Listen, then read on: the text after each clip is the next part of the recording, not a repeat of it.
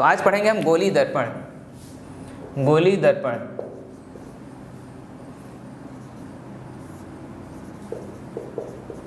English में अपन कहेंगे spherical mirror.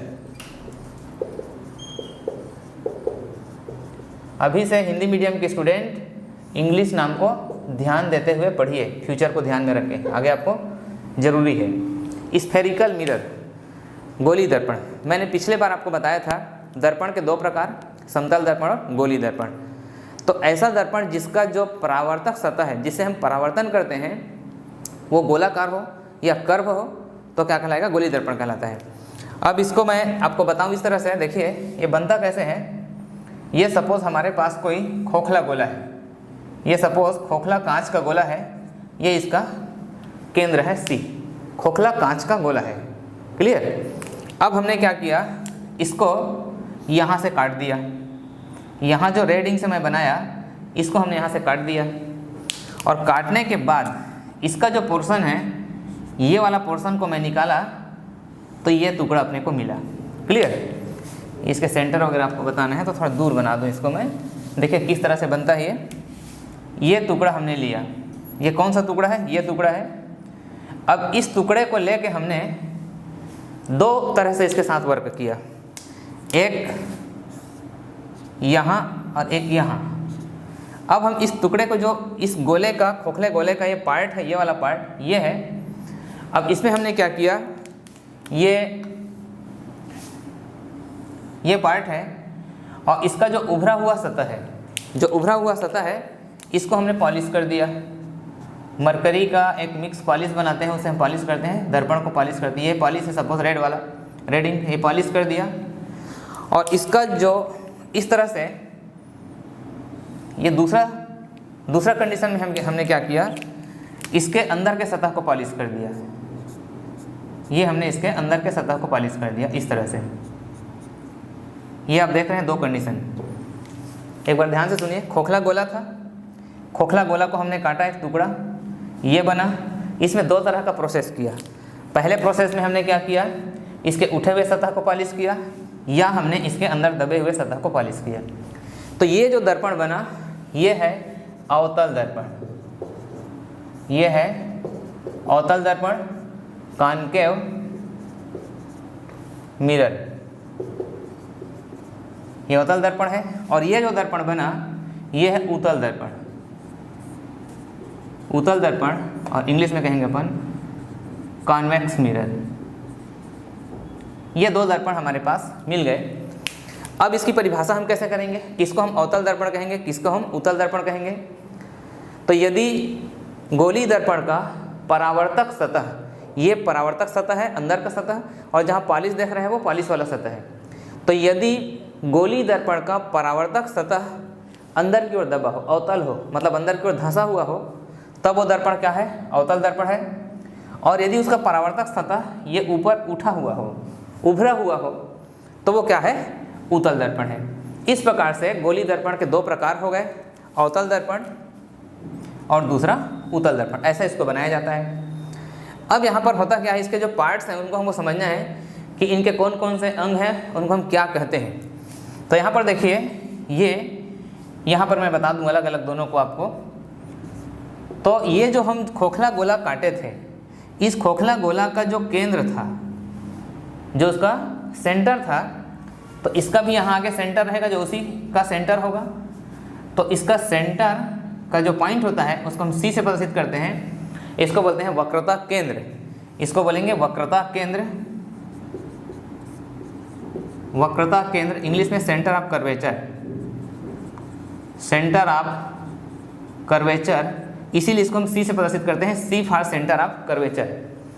यहाँ से हमने एक सीधी रेखा खींची, ये, तो ये दर्पण का ये जो बिंदु है इसको हम P से प्रदर्शित करते हैं, और ये है दर्पण का ध्रुव, इंग्लिश में पोल, P फॉर पोल।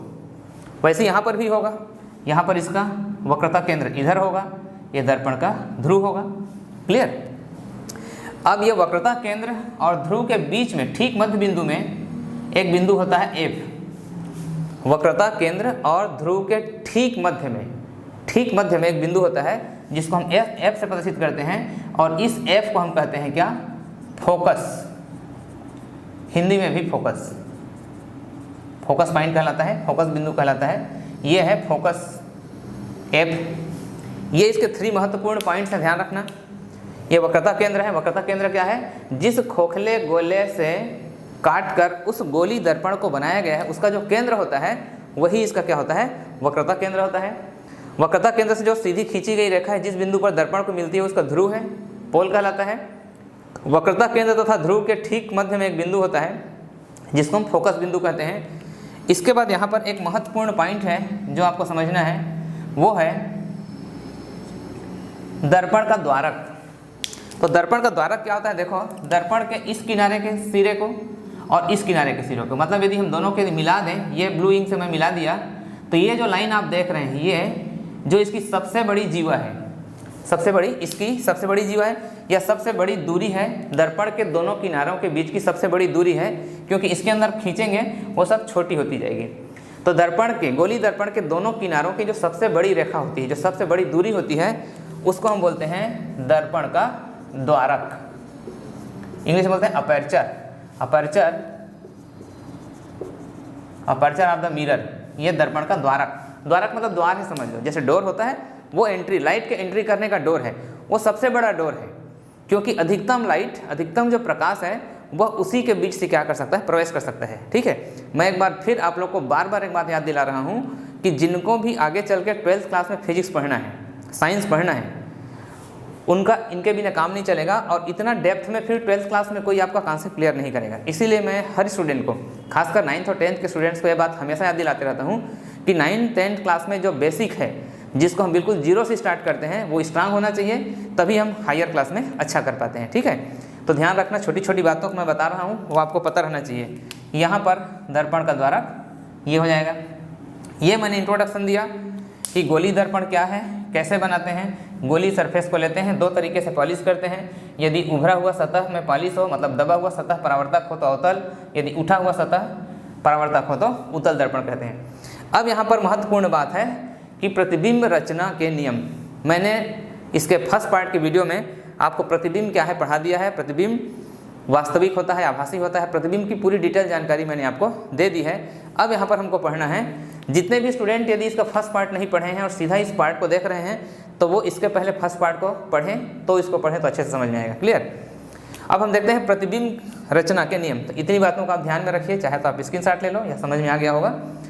अब हम देखते हैं इससे प्रतिबिंब रचना के नियम कि कोई भी गोली दर्पण, मतलब चाहे उत्तल हो चाहे अवतल हो, वो जब प्रतिबिंब बनाता है तो किस प्रकार से बनाता है।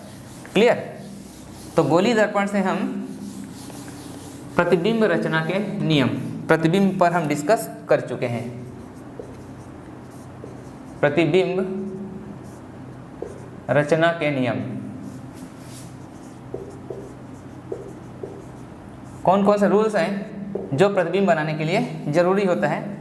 तो यहाँ पर देखिए, हम किसी भी एक दर्पण से समझ सकते हैं, लेकिन मैं दोनों में आपको बता देता हूँ, या एक से भी आप समझ जाओगे। ये मान लो एक उत्तल दर्पण, अवतल दर्पण सॉरी मैंने लिया इस तरह से, ये इसका ध्रुव हो गया, ये इसका फोकस हो गया, ये इसका वक्रता केंद्र हो गया। तो आपको मैं पहले बता चुका हूँ कि प्रतिबिंब बनाने के लिए हमारे पास कम से कम दो क्या होने चाहिए? प्रकाश की किरणें होनी चाहिए, क्योंकि प्रतिबिंब कम से कम 2 प्रकाश के किरणों के काटने से बनता है। अधिक से अधिक हम अनंत प्रकाश की किरणों को ले सकते हैं। तो 2 प्रकाश की किरणों के लिए कुछ नियम बनाए गए, जिसमें पहला नियम है, जो प्रकाश की किरण मुख्य अक्ष के समांतर, हाँ यहाँ पर ध्यान रखना, वक्रता केंद्र और ध्रुव को मिलाने वाली जो रेखा है उसको मुख्य अक्ष कहते हैं। यहाँ पर बता नहीं पाया मैं, वो कहलाता है मुख्य अक्ष, प्रिंसिपल एक्सिस। तो पहला नियम क्या बता रहा हूँ मैं, जो प्रकाश की किरण मुख्य अक्ष के समानांतर आपतित होती है वह परावर्तन के पश्चात फोकस से होके जाती है। यह पहला नियम है। मतलब यदि हम किसी प्रकाश की किरण को मुख्य अक्ष के समानांतर आपतित करेंगे तो परावर्तन के पश्चात उसको कहाँ से लेके जाएंगे? हम फोकस से होकर लेके जाएंगे। क्लियर? ये पहला नियम है। दूसरा नियम है, जो प्रकाश की किरण वक्रता केंद्र से होकर जाती है। दूसरा नियम, जो प्रकाश की किरण वक्रता केंद्र से होकर जाती है वह उसी दिशा में वापस चली जाती है। जो प्रकाश किरण, यहाँ पर लाइन में सीधी कर दूँ, आप ध्यान में रखना, ये वैसे अभी आगे मैं स्केल से बनाऊंगा। तो यदि प्रकाश की किरण कहाँ से जाती है? वक्रता केंद्र से जाती है, तो वह उसी दिशा में वापस लौट जाती है। ऐसा इसलिए क्योंकि वो लंबवत होती है, और किसी भी सतह पर यदि प्रकाश की किरणें लंबवत आपतित होती हैं तो उसी दिशा में वो वापस लौट जाती हैं। लंबवत क्यों होती हैं? क्योंकि वक्रता केंद्र से होकर जाने वाली रेखा त्रिज्यीय होती है और त्रिज्या हमेशा अपने परिधि पर लंब होती है। तो दूसरा नियम हुआ। तीसरा नियम है जो प्रकाश की किरण फोकस से होकर जाती है। ये देखो, ये मैंने लिया स्केल से, ये प्रकाश की किरण कहाँ से होकर जा रही? फोकस से। जो प्रकाश की किरण फोकस से होकर जाती है वह परावर्तन के पश्चात मुख्य अक्ष के समानांतर हो जाती है। क्लियर? इस प्रकार से हम इस प्रकाश की किरण को मुख्य अक्ष के समानांतर ले जा सकते हैं। ये मुख्य अक्ष के समानांतर चली जाती है। तो जो प्रकाश की किरण फोकस से होकर आती है वो परावर्तन के पश्चात मुख्य अक्ष के समांतर हो जाती है, इस तरह से। तो ये अब ध्यान में रखना 3 नियम। ये तीसरा नियम मैंने बताया, ये दूसरा नियम। एक बार रिपीट करता हूँ, ध्यान से सुनो। जो प्रकाश की किरण मुख्य अक्ष के समानांतर आती है, परावर्तन के पश्चात फोकस से होकर जाती है। जो प्रकाश की किरण वक्रता केंद्र से होकर आती है वो परावर्तन के पश्चात उसी दिशा में वापस लौट जाती है। यहाँ पर तीर के निशान में कंफ्यूज मत होना, ये इसी दिशा में वापस हो रही है। क्लियर? और तीसरा नियम मैंने क्या बताया? जो प्रकाश की किरण फोकस से होकर जाती है वो परावर्तन के पश्चात मुख्य अक्ष के समानांतर हो जाती है। इस तरह से हम प्रतिबिंब बनाते हैं। अब दोनों दर्पण से प्रतिबिंब के जो कंडीशन है वो अलग अलग हैं। तो सबसे पहले हम पढ़ेंगे अवतल दर्पण से प्रतिबिंब का बनना। क्लियर? तो देखिए, हम सबसे पहले अवतल दर्पण हम पहले पढ़ते हैं। अवतल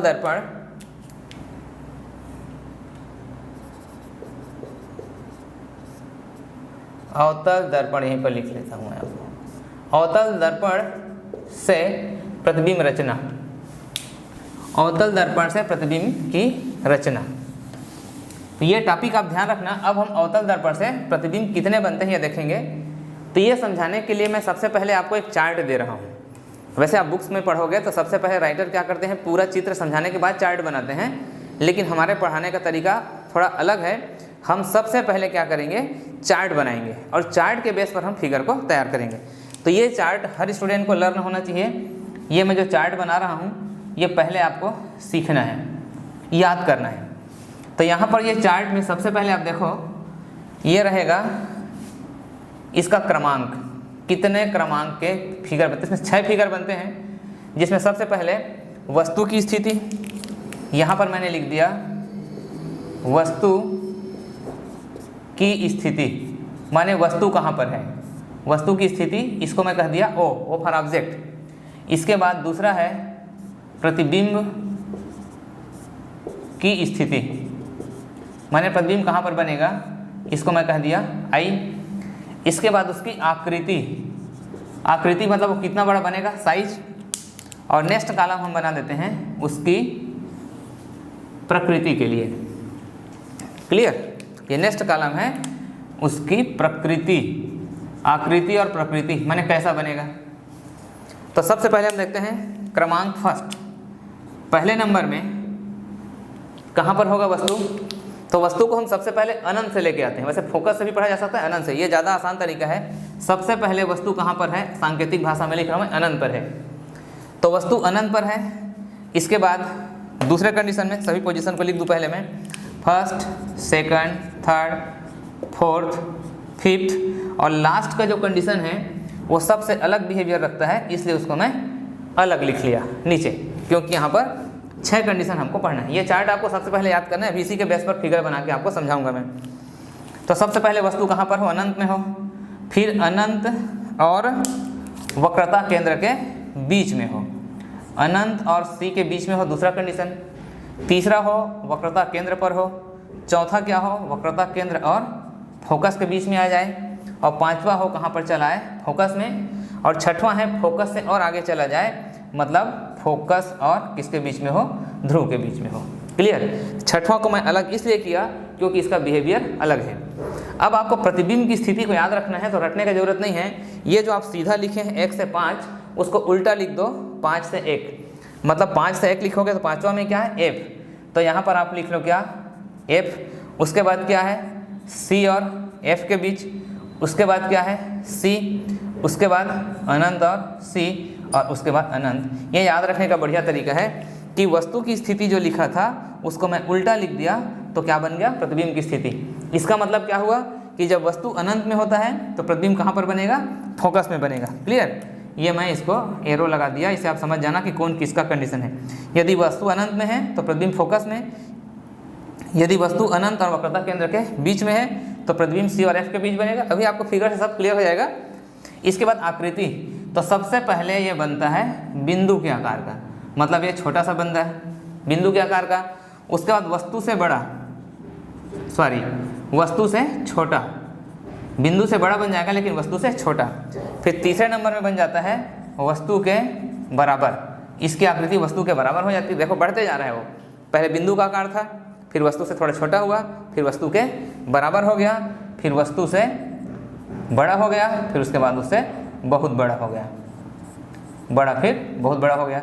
ये लास्ट को अलग से बताऊंगा मैं। ये अब उसकी प्रकृति कैसी है, तो सभी कंडीशन में इसकी जो प्रकृति है वो बनता है, वो वास्तविक प्रतिबिंब बनता है, वास्तविक। और इसलिए क्या होता है, वास्तविक प्रतिबिंब उल्टा होता है। ये आपको मैं इसके फर्स्ट पार्ट में आपको समझा चुका हूँ। तो वास्तविक बनता है और उल्टा बनता है, और सभी कंडीशन में वही होता है, सभी में वास्तविक और उल्टा बनता है, ये पांचों पोजीशन में।